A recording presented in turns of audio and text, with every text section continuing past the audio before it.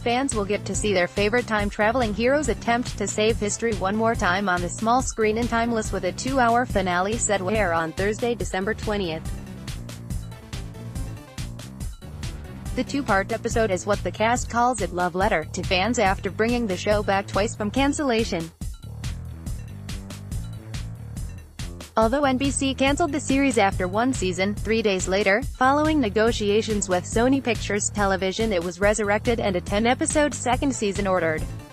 However, due to low ratings, the show was yet again cancelled, with the last episode of the season ending with one character, Rufus Carlin, Malcolm Barrett, dead, and future doppelgangers Lucy Preston, Abigail Spencer, and Wyatt Logan, Matt Lanter, appearing to help get Rufus back.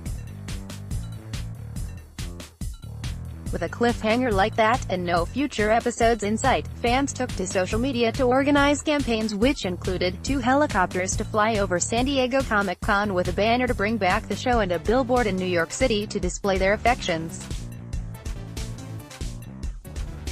The public outcry worked, and fans, also known as clock blockers, received news that a 2-hour movie was greenlit and would bring the group together one last time to tie up some loose ends. Creator Eric Kripke and stars Barrett, Spencer, and Lanter spoke exclusively with TelevisionAcademy.com on why they all came back, what this 2-part episode means to them, and the fans.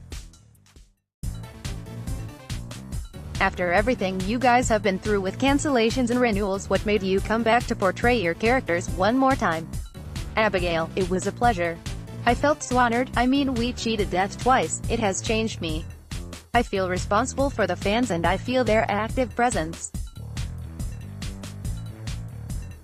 The 2-hour movie is a love letter to the fans.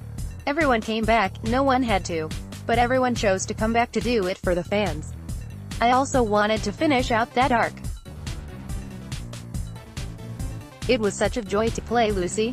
It's very rare to get an elegant goodbye. We wanted to put a woman on television who did not lead with her sexuality, where her brain was her superpower and her cape was her wit and her wisdom. I had to play that out to the very end. Matt: I enjoy playing Wyatt and I enjoy being around the people that I work with. I love the character. I tend to kind of have a piece of every character stay with me that I play. You get to know that character and that person. It was not a hard decision for me. We all wanted to do it for the fans. We wanted to make sure they got proper closure. It wasn't about contracts or if we were coming back, but it was more of what could we do to pay the fans back, and we got to do it. Like Abigail said, this is a love letter to the fans and we have little secrets in there for our hardcore fans. This is our tip of the hat to them because we have felt the love. Malcolm: there was absolutely no way I could turn it down. It's probably one of my favorite television characters I have played in my career. I got to be so many different things and have such a great character arc. The character got to say so many cool things and just be smart, have fun, be a hero. Playing off of his experience and the self-awareness he has is something I couldn't turn down. I had to finish out his story. Eric: why did you fight so hard to have some sort of resolution to Timeless after it was cancelled the second time? Eric: we fought so hard because we knew that we were ending on a really upsetting cliffhanger and we wanted to bring some kind of closure to the fans who have given us so much. I will say that we really fought hard to get a season 2.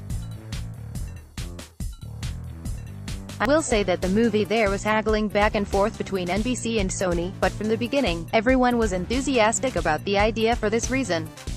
I think everyone just wanted to give some kind of closure to the fans and appreciate the passion.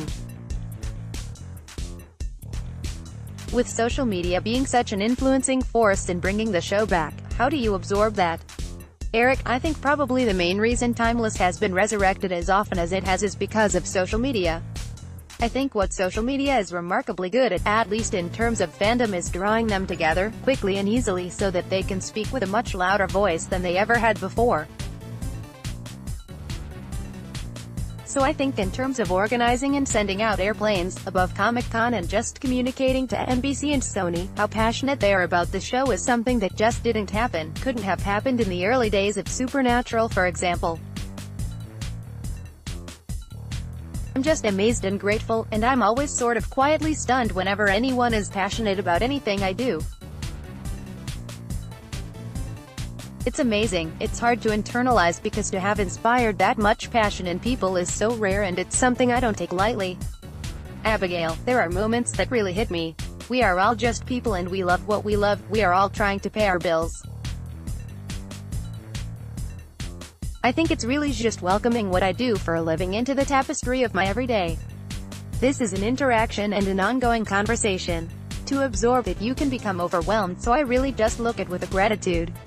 Matt, it's extremely humbling. I've said this before, it's one thing for someone to send a tweet out, and not that any tweet is taken for granted, but it's one thing to send the tweet, it's another thing to spend the hard-earned money that you use for your family. I could not be more grateful to be a part of a project that so many people feel that passionate for, and to have that type of influence on people's leisure time is really humbling. I hope these fans, especially the ones that just donated their time and their money to these efforts, are satisfied to some degree with it ending. I think they will be. The writers have done a brilliant job. Malcolm, the fans have a sense of humor and they have an urge to learn about things and talk about things. So for this to be my baptism by fire with this audience has been amazing. I was new to social media when we first started. It's hard to respond to everything, but I see it and I definitely feel it from the fans. I have never experienced anything like it before. It is just love from us and love from the fans. There's a strange parallel between the last season of Season 2 when we see a weathered and hardened future Lucy and Wyatt. Did you relate to them more after going through all of the cancellations and renewals? Abigail, well, we pick up right where Season 2 ended. So we pick up right there. You really realize that future Lucy and future Wyatt are more of a cautionary tale. So as characters I don't know how much they relate to each other. But it was definitely interesting to play. Matt, I would say I personally relate more to present-day Wyatt. We're a little bit fighters, now a little battle hard. And now that we've gone through 2 cancellations and pickups and all that sort of stuff, I guess in small ways, we can relate, but I relate to present-day Wyatt a little more. Eric, it's funny, I don't know if one was easier to write than the other. We always had that card to play. We always knew that you can't travel to your own timeline was a rule that was going to be broken, even in the pilot. There was a scene that ended up on the cutting room floor, where you see that very same future. Lucy outside the window of her house when she finds out that her sister is gone. It was cut because it was just too early and it's too confusing. But we always knew that future. Lucy was out there and was taking an interest into what was going on. I got a question specifically about a scene from Season 2 from fans. When Lucy and Wyatt get together, they keep it on the quiet side, but when Jessica and Wyatt reunited there is a scene with him laughing and being more vocal about it. Did you feel that was out of character? How did you approach that scene? Matt, well, let me address both aspects. I think that specific scene, to be honest with you, it was sort of out of character for it. It was a scripted moment having Wyatt and Rufus laugh. It was used to set up Lucy, to oversee it, and for us to connect as an audience with Lucy and her emotions on what she might be feeling in those moments. So sometimes you have to sacrifice something so you can create a moment for other characters, and that was specifically a Lucy moment. But I think that Lucy and Wyatt would want to keep their relationship private because they work together and you wouldn't want your boss knowing. You don't want it to interfere with the work or be perceived that way. With Jessica I suppose it was different because it was his wife. He has been without her for 5 years and thought she was dead. People have connected with Lucy and Wyatt together because that's who we know. So I get why people were rooting for Lucy and Wyatt and didn't like him making the choice of Jessica. But I didn't see it as a choice, it was his wife who he gave vows to. But in the finale, Wyatt's heart has always been with Lucy and always was. I think his brain was him trying to do the right thing. But his heart has always been with Lucy. Anything you can tell fans about what they will see in this final 2 episodes? Abigail, I don't think it's necessarily that we need to save Rufus. I think it's clear that we do. I think it's more about how we save Rufus. There were some cool things with open-ended storylines that we addressed, but how it gets addressed is more of the drama of the finale. This has been a really special experience. We all wanted to be there, so we just couldn't believe it. We had 3 weeks to do it, and said we would give it everything we got. We wanted to send this love letter off to the fans and say thank you.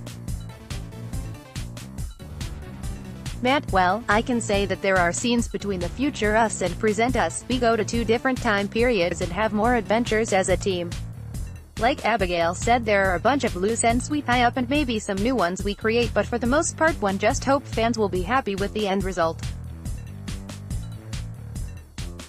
Malcolm, well, they gave away a good line in the trailer, laughs. But I started thinking, and there was really not much they could use that I filmed that wouldn't give away something. So obviously, Rufus is alive and now it comes down to more chaos. But like everyone said, it really is a love letter. We have included literal things that fans say in the script and in the episode just to call back to them. I am hoping they will be surprised and delighted with those. Eric, nothing you haven't already heard. So I will add that they go to specific time periods and are still chasing Rittenhouse, sleeper agents, the mothership, and still doing all the things that make a good episode of Timeless. I am really proud of this movie and the work everyone has done. Fans are going to want a 3rd season, but with the 2-part episode, do you think that is closed off or there is still a chance? Abigail, look, anything is possible. Hopefully, we get a lot of new people to watch the show with their families. We are on a lot earlier, so it would be exciting to see if we gather some more people in front with the earlier time slot. I mean, we didn't even know we would be here today. I feel like never say never, but I am grateful for this opportunity. Who knows? Matt, well, I never thought we would be here. I just know the way for that to even be considered is if fans rally together and watch it live. But it's always a possibility. Malcolm, would love it, but I hope the fans really like the 2-part episode. We worked really hard on it, and want to make sure we give back to the fans who have been so encouraging to us.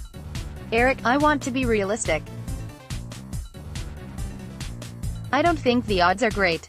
I don't want anyone to have false expectations, but by the same respect, I thought that twice before and came back, and one thing I learned is to never count the show out, because the impossible seems to keep happening with this show. Anything you want to say to the fans? Abigail, yes, I have been overwhelming, genuine from my bones, thank you. I hope the fans come with us on our future endeavors. We are so grateful to have a relationship with our fans, and all I can say is who knows if there will be more Timeless, but thank you. Matt, thank you. I've been humbled by this experience and have felt love from the fans the entire time. It's amazing and I don't take any of it for granted. I just want to say thank you and I hope you all enjoy it. Malcolm, I just want to thank them for their enthusiasm and their encouragement. I am so appreciative of the fact that I was able to be a part of something like this. We are able to relate to each other in terms of my character, and it means a lot to me. Eric, just thank you. I'm incredibly grateful. If it wasn't for them, I wouldn't be able to do what I do. I have a job that I really love. So I would say gratitude first and foremost. I also would like to say that I don't think just because there might not be another episode on television that the world of Timeless ends. With social media and fandoms, it goes on and on forever. To me, the best finales don't end the story, they just say to the viewer, okay, it's time for you to leave this world, but this world is going to keep going on whether you're watching it or not.